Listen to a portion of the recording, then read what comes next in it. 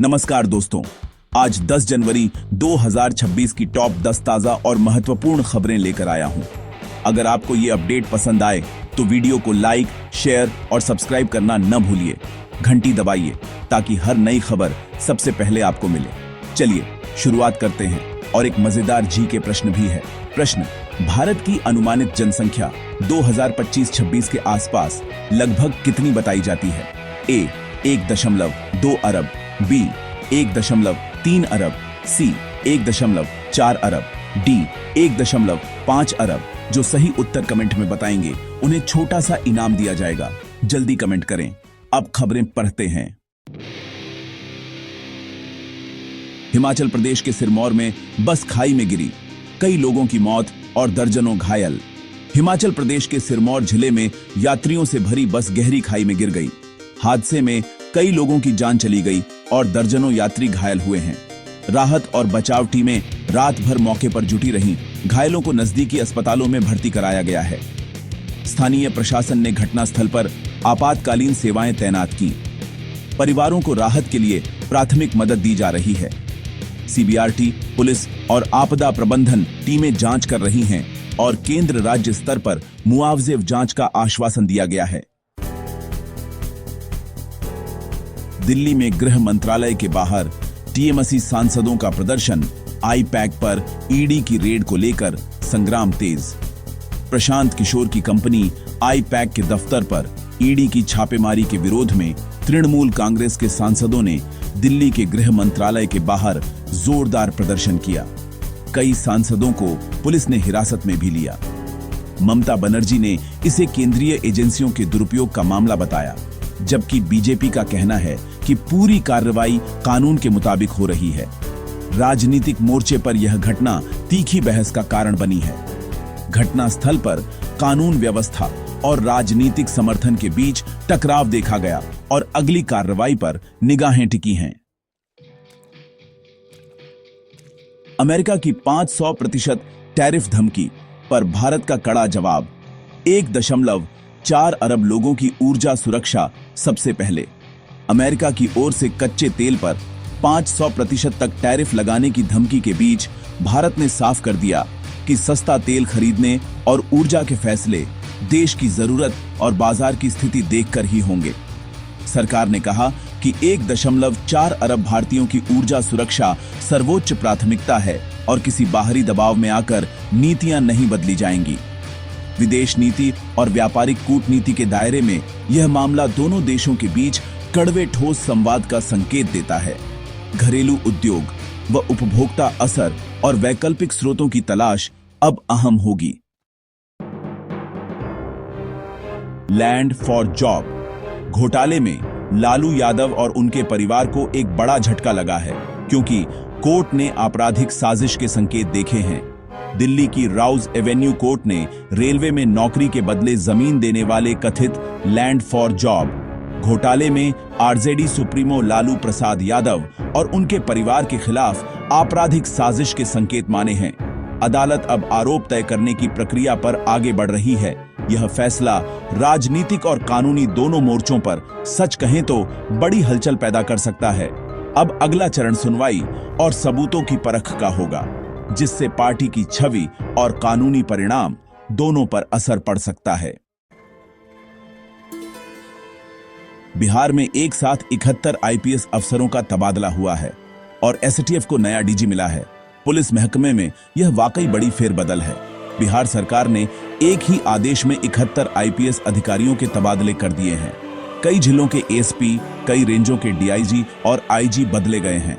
वहीं कुंदन कृष्णन को एसटीएफ का डीजी बनाया गया है। नए साल की शुरुआत में इतनी बड़ी प्रशासनिक फेरबदल से साफ है कि सरकार कानून व्यवस्था और अपराध नियंत्रण पर कड़ा संदेश देना चाहती है। इस बदलाव से स्थानीय प्रशासनिक तंत्र में नए समीकरण बनेंगे और अपराध निवारण व जांच में तेजी लाने की तैयारी का इशारा मिलता है। कड़ाके की ठंड से बिहार कांप उठा है। गया में तापमान 4.1 डिग्री तक पहुंच गया है। कई जिलों में 8वीं तक के स्कूल बंद कर दिए गए हैं। पटना सहित बिहार के 36 जिलों में जबरदस्त ठंड पड़ रही है। गया में न्यूनतम तापमान करीब 4.1 डिग्री सेल्सियस तक पहुंच गया, जिससे कोल्ड डे जैसी स्थिति बन गई है। ठंड को देखते हुए कई जिलों में कक्षा 8 तक के स्कूलों को अस्थायी रूप से बंद करने के आदेश जारी किए गए हैं, ताकि बच्चों को सर्दी से बचाया जा सके। लोकल प्रशासन ने सार्वजनिक स्वास्थ्य चेतावनियां जारी की हैं और हीटिंग या कोट जैसी आवश्यकताओं के लिए मार्गदर्शन दिया है। साथ ही बुजुर्गों और बच्चों के लिए विशेष सावधानी बरतने की सलाह भी दी है। अयोध्या धाम में होटलों पर non veg food delivery ban. UP में 2026 जनगणना की तैयारियां तेज हो गई हैं। उत्तर प्रदेश के अयोध्या धाम क्षेत्र के होटलों में बाहर से मांसाहारी खाना मंगाने पर अब रोक लगा दी गई है। अब ऑनलाइन नॉनवेज डिलीवरी यहां नहीं हो सकेगी। प्रशासन ने इसे धार्मिक शहर की मर्यादा और भावनाओं से जोड़ा है। उधर पूरे प्रदेश में 2026 की जनगणना के लिए सभी जिलों में डीएम की अध्यक्षता में जिला स्तरीय जनगणना समन्वय समितियां गठित कर दी गई हैं, जो पूरी प्रक्रिया की मॉनिटरिंग करेंगी। दोनों फैसलों का सामाजिक और प्रशासनिक स्तर पर व्यापक असर देखा जा रहा है। मध्य प्रदेश के पूर्व गृह मंत्री की बेटी की सड़क हादसे में मौत हो गई है और यह सचमुच बहुत दुखद खबर है। एक बेकाबू कार ने उनकी जान ले ली। दरअसल मध्य प्रदेश में सड़क दुर्घटना का एक बड़ा मामला सामने आया है, जहां राज्य के पूर्व गृह मंत्री की बेटी की सड़क हादसे में मौत हो गई।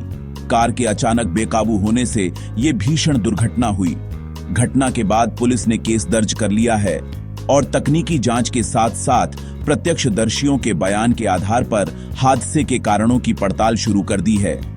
परिवार और स्थानीय लोग सदमे में हैं और सड़क सुरक्षा व वाहनों की तकनीकी जांच पर भी सवाल उठ रहे हैं।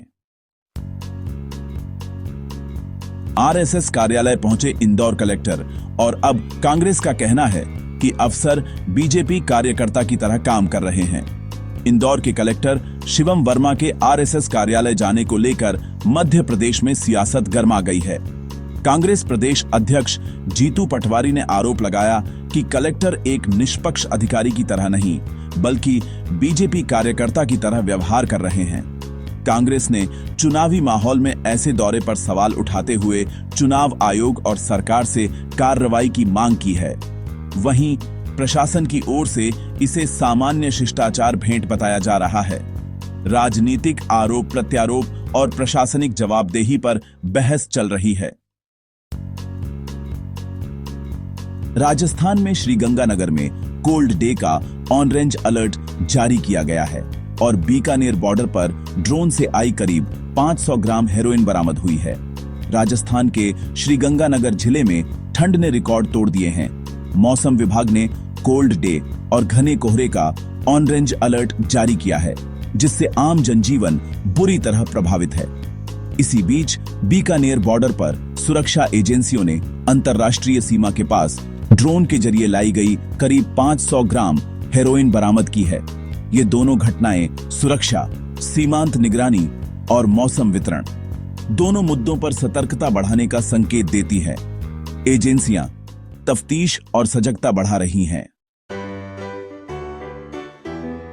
कैसी लगी आपको ये सारी खबरें? मुझे कमेंट्स में जरूर बताइए।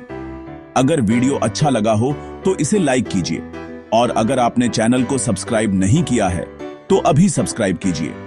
साथ ही घंटी के निशान को दबाना मत भूलिएगा, ताकि आपको हमारी हर नई वीडियो का नोटिफिकेशन सबसे पहले मिले।